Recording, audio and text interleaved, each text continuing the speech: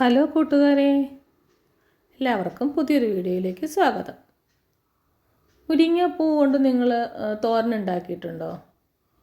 മുരിങ്ങാപ്പൂ കഴിച്ചാൽ നമുക്ക് നല്ല ഹെൽത്തുള്ള മുടി ഉണ്ടാകും.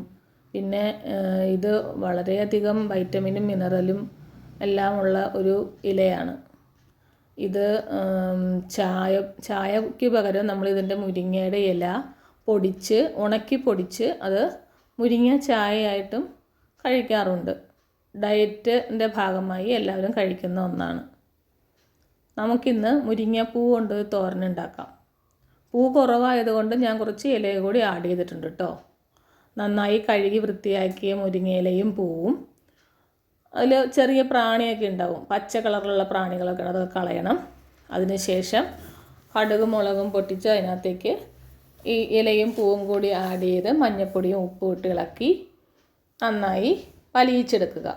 അതിനകത്തേക്ക് കുറച്ച് തേങ്ങയും വെളുത്തുള്ളിയും പച്ചമുളകും കൂടി ചതച്ച് ആഡ് ചെയ്യുക. നന്നായിട്ട് വെളിച്ചെണ്ണ ഒഴിച്ച് നല്ല രുചിയായിരിക്കും. ട്രൈ ചെയ്യണേ. താങ്ക്